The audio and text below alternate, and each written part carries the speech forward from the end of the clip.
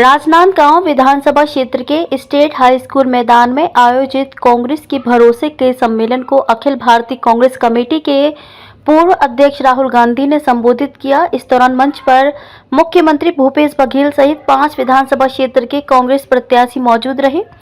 पूर्व मुख्यमंत्री डॉक्टर रमन सिंह के विधानसभा को भेद कर प्रदेश में दोबारा सरकार बनाने कांग्रेस ने राजनांदगांव विधानसभा में एक विशाल चुनावी सभा का आयोजन किया। वहीं इस चुनावी सभा को संबोधित करते हुए मुख्यमंत्री भूपेश बघेल ने कहा कि प्रदेश में कांग्रेस की सरकार आने पर भाजपा शासनकाल का बकाया 2 वर्ष का बोनस किसानों को दिया जाएगा। उन्होंने कहा कि हम किसानों का कर्ज माफ कर रहे हैं और केंद्र में बैठी मोदी सरकार ने 14.5 लाख रुपए उद्योगपतियों का माफ किया है। वहीं इस चुनावी सभा को संबोधित करते हुए कांग्रेस नेता राहुल गांधी ने कहा कि हमने छत्तीसगढ़ की जनता से किसानों का कर्जा माफ का वादा किया था, जिसे पूरा किया है। हमने 2,500 रुपए क्विंटल धान लेने का वादा किया था, उससे आगे निकलकर हमने धान खरीदा है। उन्होंने कहा कि आने वाले समय में हम इसे 3,000 रुपए तक ले जाएंगे। राहुल गांधी ने कहा कि किसान न्याय योजना से किसान और मजदूरों को लाभ पहुंचा है। प्रदेश में दोबारा सरकार आने पर 7,000 की जगह मजदूर किसानों को 10,000 रुपए देंगे। यहाँ किसानों के क्षेत्र में ऐतिहासिक बदलाव आया है। उन्होंने भारतीय जनता पार्टी पर आरोप लगाते हुए कहा कि भाजपा स्कूल और अस्पताल को प्राइवेटाइज कर रही है। जातिगत जनगणना की आवश्यकता को लेकर राहुल गांधी ने अपने भाषण के दौरान कहा कि 90 IAS लोग हिंदुस्तान की सरकार चलाते हैं। ये लोग योजना बनाते हैं, निर्णय लेते हैं। इन अफसरों में भी आदिवासी दलित अफसरों की बराबर भागीदारी होनी चाहिए, इसलिए जातीय जनगणना की जरूरत है। वहीं स्वास्थ्य बीमा योजना के तहत 5 लाख की राशि बढ़ाकर 10 लाख रुपए करने का वादा किया है। अदानी जी जैसे लोगों का कर्जा माफ किया, 14 लाख करोड़ रुपए। आप मुझे बताइए, बीजेपी ने कौन सी स्टेट में, हिंदुस्तान में अलग अलग स्टेट में उनकी सरकार है, कौन से स्टेट में बीजेपी ने कर्जा माफ करके दिखाया किसानों का? ये मुझे बताइए। आपको एक स्टेट नहीं मिलेगा। और सेंट्रल सरकार को तो छोड़ दो, उनका तो सीधा सीधा अदानी जी के साथ रिश्ता है। 24 घंटा अदानी अदानी अदानी चलता रहता है। खदानें दे दी, एयरपोर्ट दे दिए, पोर्ट दे दिए, किसान के कानून बना दिए उनके लिए। मोदी जी किसानों से कहते हैं नहीं, मैं तो आपके लिए फायदा करना चाहता हूं, मैं किसान बिल लाया हूं। सोचते हैं किसान को कोई समझ नहीं। आप किसानों के जेब में से पैसा छीनने के लिए कानून लाए थे। आप अदानी जी को पैसा देने के लिए कानून लाए थे और आप 24 घंटा अदानी जी की मदद करते रहते हैं। और यहाँ पे आपके जो चीफ मिनिस्टर हैं वो भी अदानी जी जैसे लोगों के लिए ही काम करते हैं। हम किसानों के लिए, मजदूरों के लिए, छोटे व्यापारियों के लिए, युवाओं के लिए काम करते हैं। ये फर्क है। अब देखिए दूसरी बात, जहां भी बीजेपी के नेता जाते हैं वो गरीब लोग से कहते हैं देखो हिंदी पढ़ो, छत्तीसगढ़ी और अंग्रेजी की कोई जरूरत नहीं है, हिंदी की जरूरत है।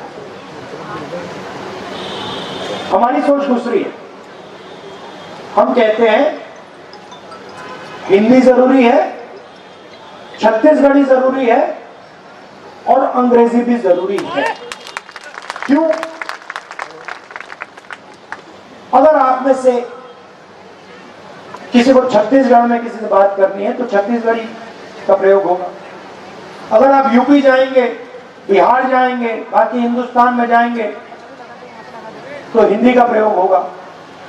और अगर आप विदेश में जाना चाहते हैं, कॉल सेंटर में काम करना चाहते हैं, बड़ी बड़ी कंपनी में काम करना चाहते हैं, तो आपको अंग्रेजी का प्रयोग करना पड़ेगा।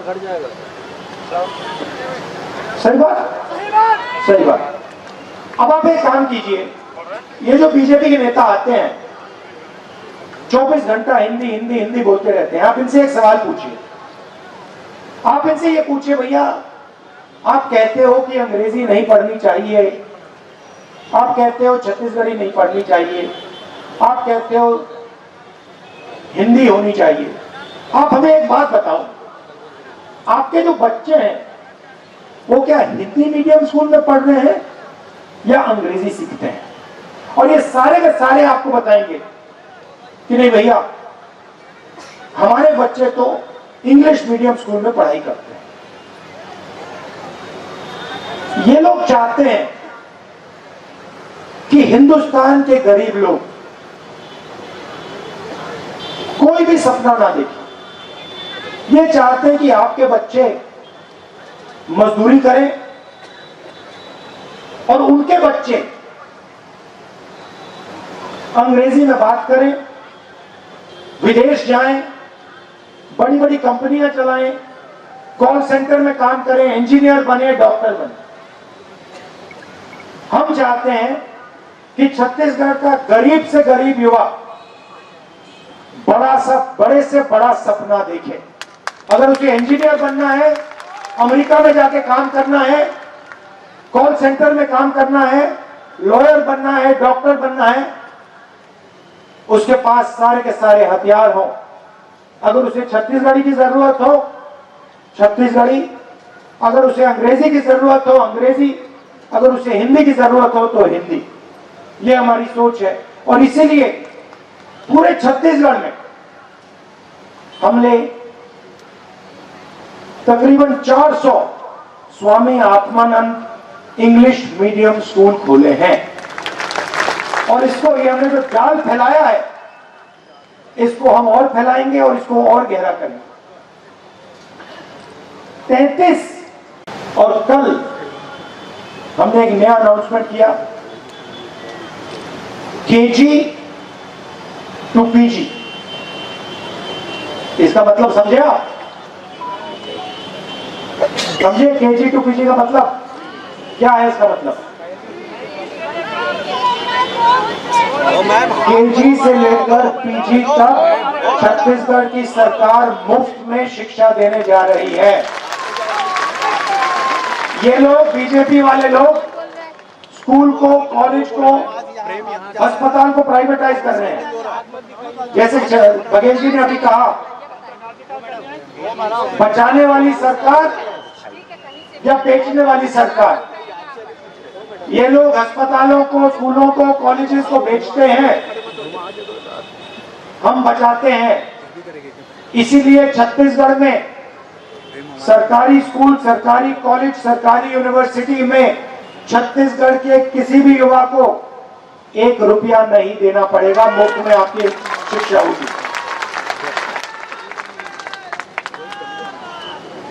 पिछले चुनाव में आदिवासियों से हमने तेंदुपत्ता का वायदा किया था, कहा था कि 4000 रुपए में 1 बैग तेंदुपत्ता का खरीदा जाएगा। इस बार हम कह रहे हैं 4000 रुपए साल के आपके ऑटोमेटिक बैंक अकाउंट में हम डाल देंगे। और जो आपके जंगल में जो चीजें उगती हैं, तेंदुपत्ता, इमली, इनके लिए हम 10 रुपए एक्स्ट्रा एमएसपी में डाल देंगे।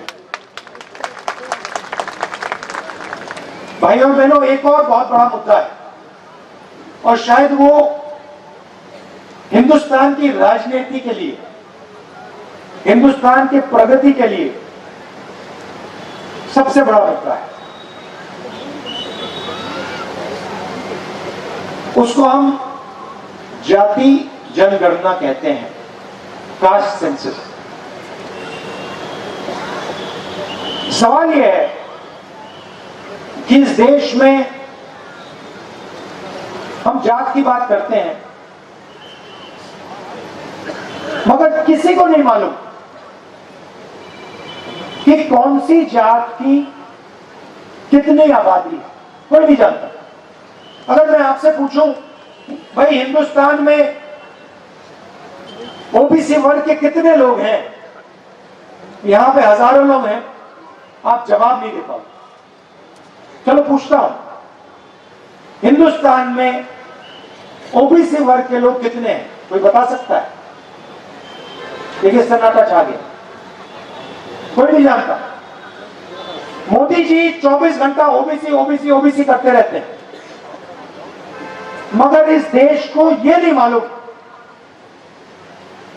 कि ओबीसी कितने हैं,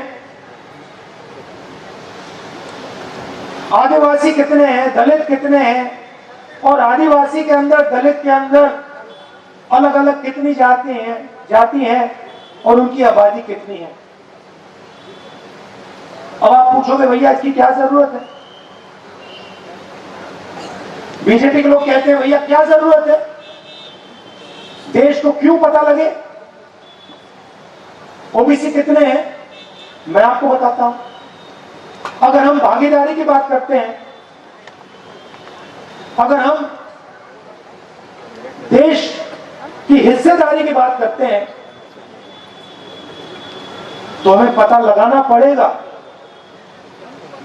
कि अलग अलग जातों में कितने लोग हैं। मैं उदाहरण देता हूं। हिंदुस्तान की सरकार को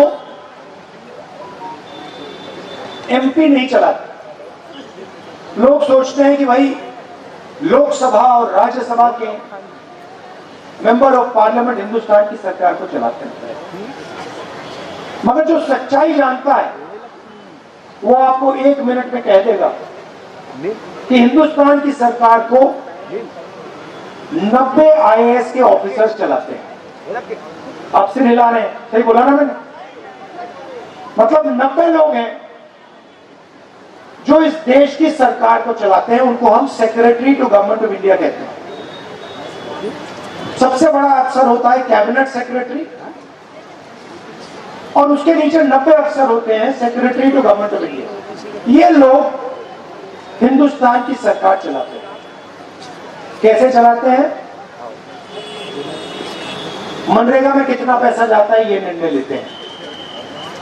मनरेगा कैसे बनेगा, मजदूरों को कैसे पैसा दिया जाएगा, कॉन्ट्रैक्टर को कैसा पैसा दिया जाएगा, सड़क कहां बनेगी, कैसे बनेगी, अंत में ये लोग निर्णय लेते हैं। तो सवाल ये है, अगर सचमुच राजनांदगांव शहर के स्टेट हाई स्कूल मैदान में आयोजित इस कांग्रेस की चुनावी सभा में बड़ी संख्या में 3 जिलों की 6 विधानसभा से लोग शामिल हुए। इस दौरान मंच पर उपस्थित नेताओं ने जनता से कांग्रेस के प्रत्याशियों को जीत दिलाने की अपील की। राजनांदगांव से विजन टाइम्स न्यूज के लिए लोकेश रजक की रिपोर्ट।